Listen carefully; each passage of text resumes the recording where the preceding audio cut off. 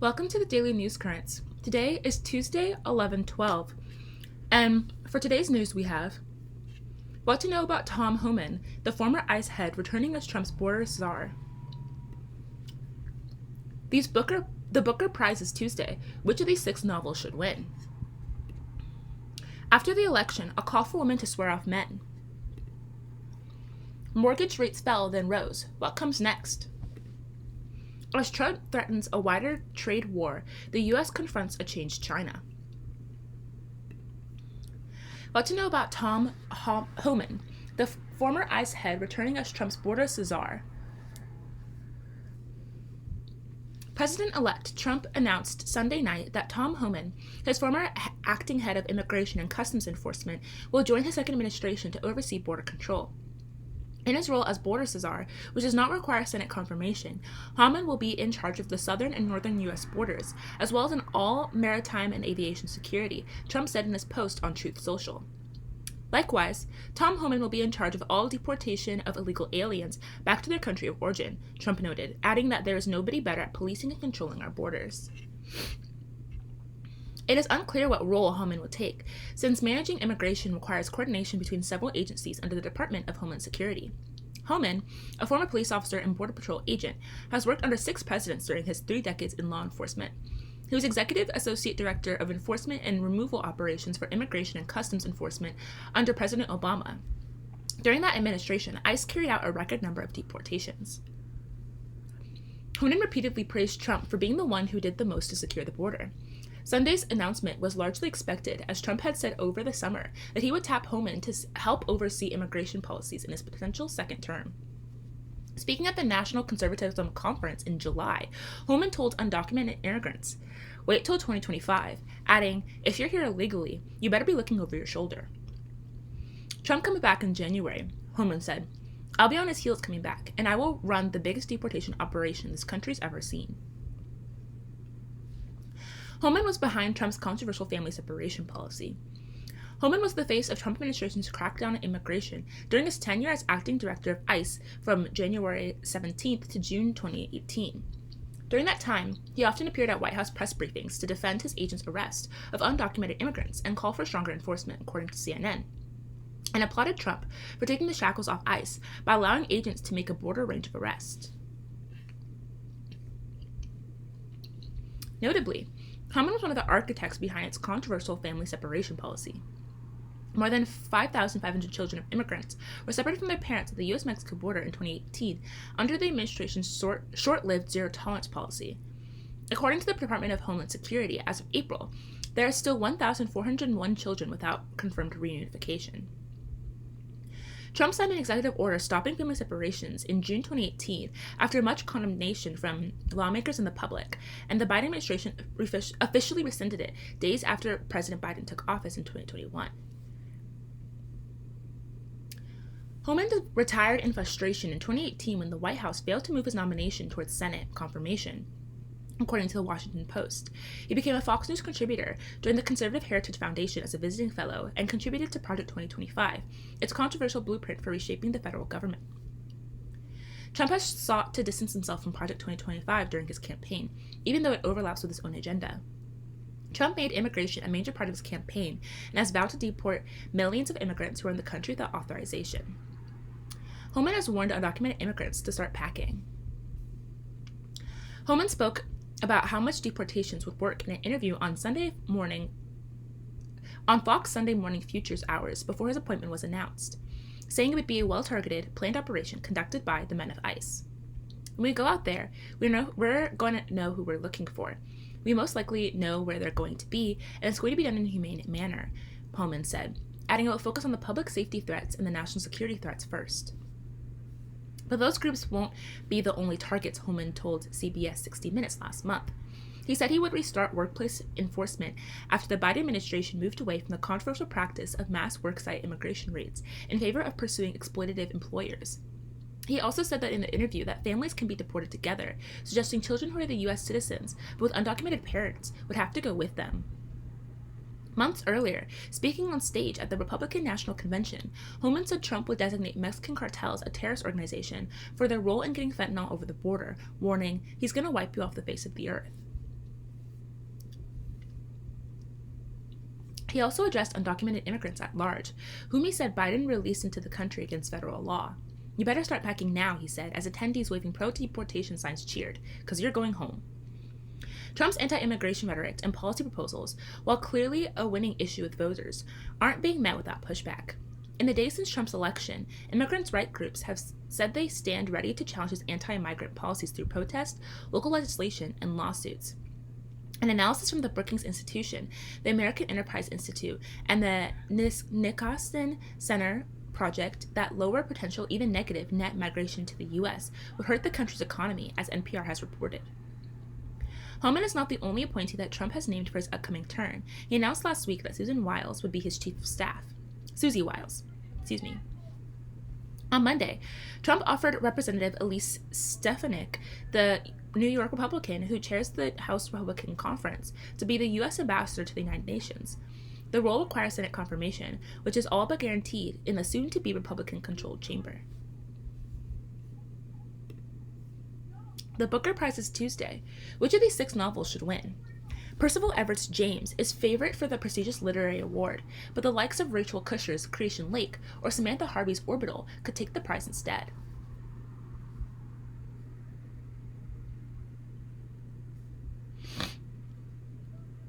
A tale of erotic obsession that gradually becomes a story about the Holocaust, a novel set aboard a space station, a book set in a convent that experiences a plague of mice.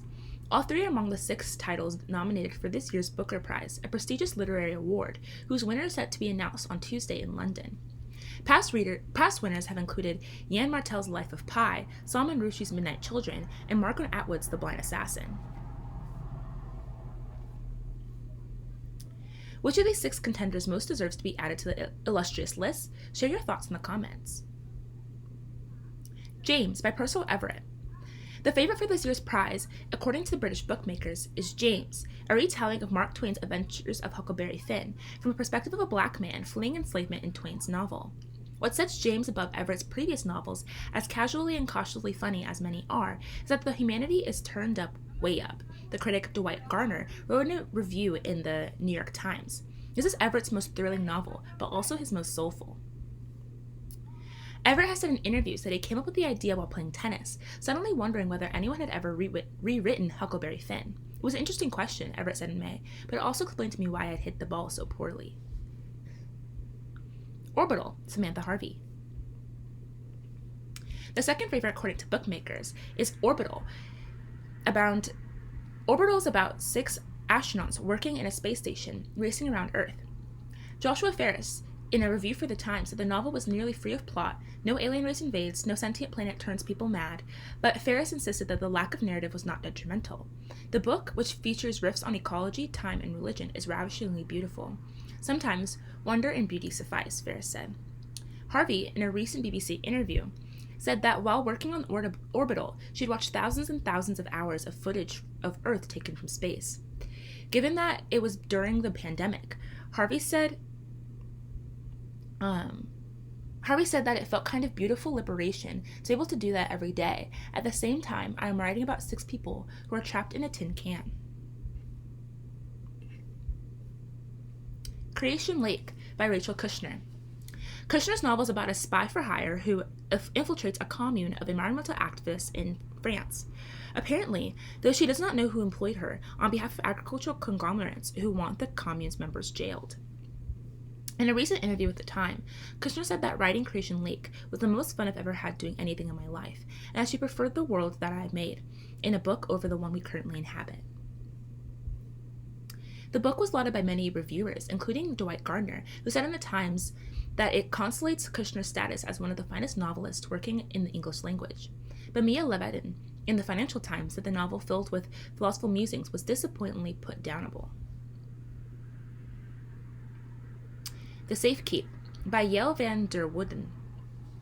In some literary quarters, The Safe Keep has garnered attention for one main reason. It includes a lot of sex. In fact, as one Times reviewer has noted, it features a whole sex chapter. The Booker's Prize judges have said they shortlisted the book, Van der Wooden's debut novel, for far more than its eroticism. The Safekeep, it said in a news release, is a compelling and atmospheric story of obsession and secrets. Set in the Netherlands in the 1960s, the novel details the unexpected romance between Isabel, a cold, obsessive woman who lives in her parents' old home, and Eva, a girlfriend of one of Isabel's brothers. Gradually, the novel reveals itself to also be a story about the Holocaust and its legacy. van der Wulden said in a recent interview that the book stemmed from a short story she wrote about an awkward family dinner to which a man brings a girlfriend whom no one there likes.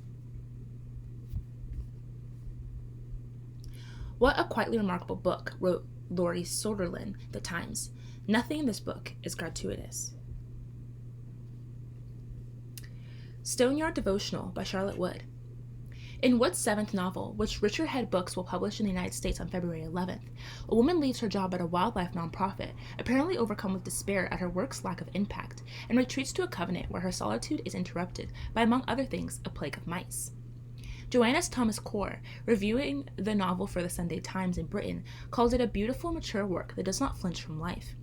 Wood said in recent interviews that she had written Stoneyard Devotional during COVID-19 lockdowns after being diagnosed with cancer. Those twin upheavals, she said in a statement for Booker's website, gave her the urgent instinct to shed anything inessential in her work. I wanted nothing trivial, nothing insincere in this book, she added, and wanted to try to master what Saul Bellow called stillness in the midst of chaos, risking a tonal restraint and depth that at the same time I hope shimmers with energy.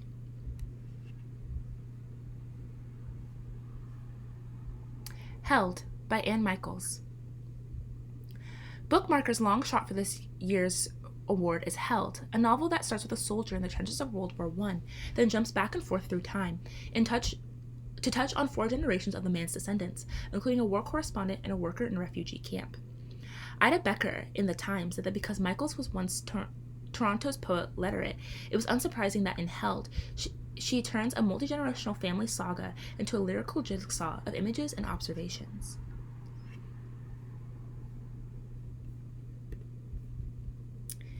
After the election, a call for women to swear off men. Interest in South Korea's 4B feminist movement, which rejects dating, marriage, sex, and childbirth, has risen in the United States. Following the results of Tuesday's election, Jada Meaves, a 25-year-old living in Washington, D.C., is encouraging women to take action by signing up for self-defense class, deleting dating apps, and getting on birth control and investing in a vibrator. As a response to Donald J. Trump's election as president for a second time, the failure of 3 referendums that would have protected abortion rights in Florida, Nebraska, and South Dakota, Ms. Meaves and others are calling on women to join the 4B movement. It is a radical feminist movement that started in South Korea and encourages the rejection of heterosexual dating, marriage, and sex, as well as childbirth. While it's too soon to know how popular such a stance could become in the United States, there's already women online who are adopting such ideas in a defiant display of self-protection. If we can't control what they do in terms of legislation and abortion rights, we have to do something for ourselves, Ms. Meaves said, starting with cutting out the male influence in our lives and making sure that taking the safety precautions as well, visiting OBGYNs, and making sure we are best prepared for when January comes and the years after that.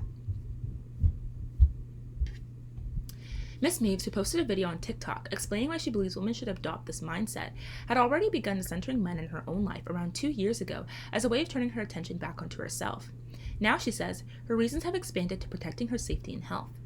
What really drew me to participating in this movement was taking my body and my best interests into my hands, she said. The original 4B, or 4 No's movement, started to gain momentum in 2019, during a time when women in South Korea were undergoing a reckoning over the long-standing gender rights disparities in their country. The movement ramped up further during that country's 2021 elections. The 4Bs in question are references to Korean terms regarding marriage, childbirth, dating, and sexual relationships. According to Catherine Moon, a political science professor at Wesley College, the biggest difference between budding ideas for what the 4B movement could look like in the United States and what already exists in South Korea is the centrality of marriage. That is not to diminish the great challenges that American women face, especially younger women, regarding reproductive rights, said Ms. Moon, whose research includes the U.S.-Korea alliance and East Asian politics.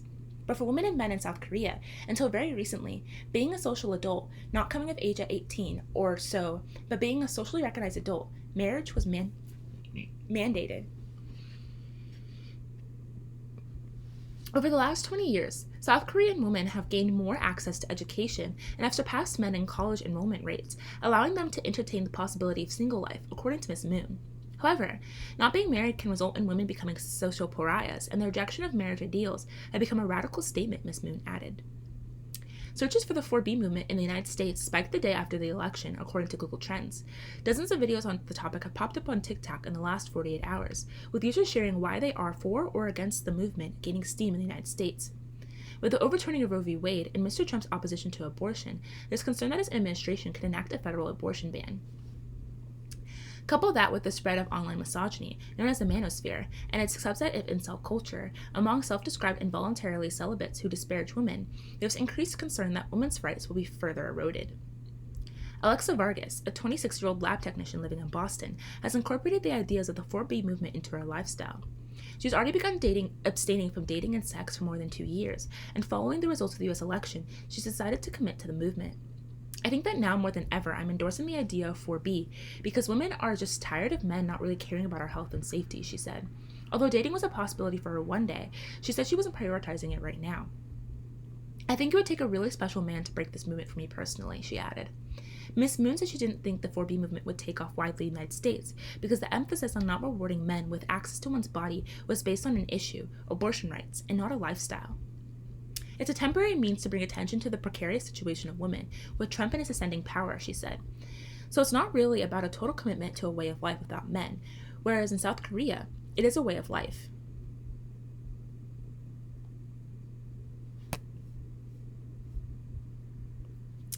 There are concerns that the 4B movement might entice violence among men who disagree with women's rights to abstain from the 4Bs, a reason Ms. Meaves is looking into boxing classes. She emphasized that women have never been guaranteed safety following rejection. If women doing this affects the entire country, good. Then that's the message. If you want this country to run effectively, maybe you should give women back their rights. It's as simple as that.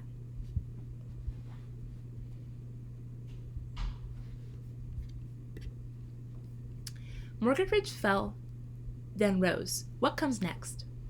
Many would-be homebuyers are still hoping for mortgage rates to come down as the Federal Reserve cuts interest rates. How much they will fall is unclear.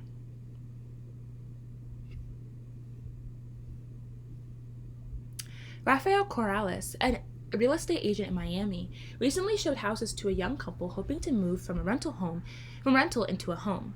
They had been lured to the market after hearing that mortgage rates had come down. But when the couple went to get approved for a home loan, they found that the borrowing costs had ticked up once again. They were very confused, said Mr. Corrales, 49, an agent for Redfin. It pushed them back into the sidelines of the housing market, and they're now staying put in the hope that the rates will fall again. Mortgage rates fell steadily from the spring through September as economic data showed, and investors began to expect a steady string of interest rate cuts from the Federal Reserve. But the rate on a 30-year mortgage has reversed course and climbed sharply over the past month to a 6.79% nationally and about 6.1% at the start of October. The move has come to a shock to some homebuyers who had waited for months for Fed officials to begin lowering borrowing costs, hoping they would bring relief to the mortgage market. The logic was fairly simple. When the Fed lowers its benchmark interest rates, the downward shift tends to trickle through financial markets to lower other interest rates. With the biggest impact on short-term rates, the effect can extend to 10-year Treasury notes, which mortgages closely track. And the Fed is, in fact, adjusting policy. Officials cut interest rates for the first time in 4 years in September, and they followed with a quarter-point rate cut on Thursday. But other recent developments has helped to counteract the rate cuts. For one thing, market-based rates like mortgages tend to move in anticipation of future Fed policy, not the policy at the moment when the cuts happen. And just how much the central bank will manage to lower rates next year is increasingly in doubt. The economy has been stronger than expected, which could argue for less aggressive Fed reductions. Donald J. Trump's election as president only fuels uncertainty. Mr. Trump has proposed a cocktail of tariffs increases and tax cuts that could stoke inflation, economists and investors think. As a result, White House policy could prevent Fed officials from lowering borrowing costs by as much as they otherwise might. In fact, Wall Street investors began to bet on higher inflation and fewer rate cuts as Mr. Trump's victory came into sight. And mortgage costs also moved for reasons other than the Fed outlook. Expectations for higher deficits could also help to push them up, for instance. The upshot for home buyers is an unsatisfying one. Many economists do expect mortgage rates to fall again in the months to come, but exactly how far is murky.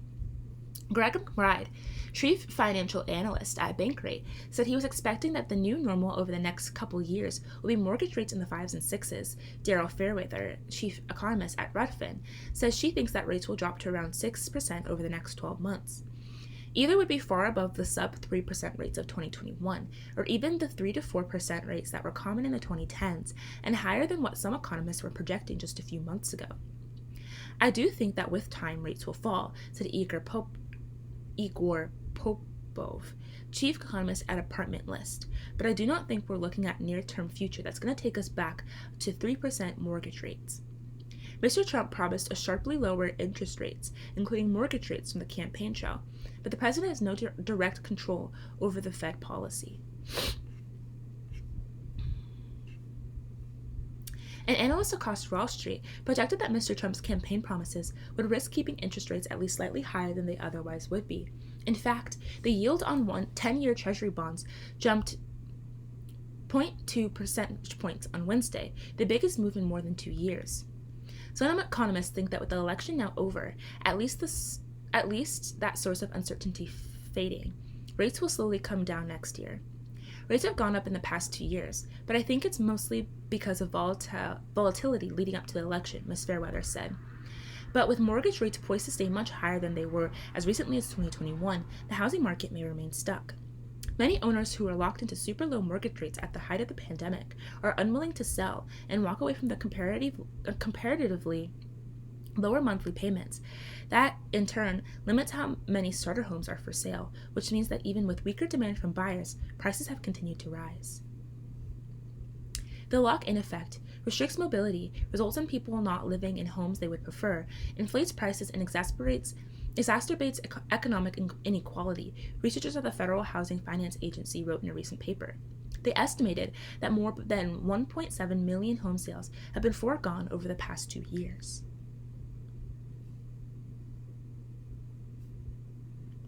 Michael Kosh, who lives in Grosse Pointe Shores, Michigan, a suburb of Detroit, has a mortgage rate of about 1.9%, locked in during the depth of the pandemic. The house he and his wife bought in 2020 does not meet all their needs. The couple and their young daughter could use an extra bathroom, a bigger garage, and an upstairs laundry. But when they started scoping out nearby homes this summer, they flinched at the rates. Even if mortgage rates come down to the 5% range, you just can't give it up, Ms. Koch said, referring to his pandemic-era deal. They opted to fix up their home instead. And if the combination of hefty prices and high borrowing costs persist, it is likely to keep affordability historically poor. It is not clear that White House policy will do much help in the years to come. Trump has suggested slashing regulations, which housing economists have said could help somewhat. But he's also blamed immigrants for pushing up housing cost, even though economists point out that their impact is probably limited, and that they also help to expand the housing supply as a central part of the construction workforce. And while Mr. Trump at one point promised he would bring mortgage rates back down to, we think, 3%, maybe even lower than that, he cannot force the independent Fed to lower rates or buy bonds that make that happen. Higher rates and high prices are posing problems for people like Scott Grillo, a renter in Rochester, New York, who has been looking to buy his first home, but who has been held back by cost. He's been waiting for the 30-year mortgage rate to dip below 5% before making the leap. I'm looking for the perfect moment, which doesn't always happen, but I'm crossing my fingers, Mr. Grillo said. Mr. Corrales, the Redfin agent in Miami, is also watching, as many prospective buyers make similar choices. He said some have been waiting for the election, eager to see what might come next. Both sides of the table are waiting for the rates to be sub-6, Mr. Corrales said. But rates now seem unlikely to decline to the levels that Mr. Grillo and Mr. Corrales is looking for quickly, if at all. The housing market distortions we've seen are maybe becoming even more entrenched, or at least persisting longer than people had initially thought, said Lou Liu, an assistant professor of finance at the Wharton School at the University of Pennsylvania. That's certainly something that the new administration will have to deal with. We're going to stop there as the next article is a bit longer. Sorry for that, but thank you so much for listening. Goodbye.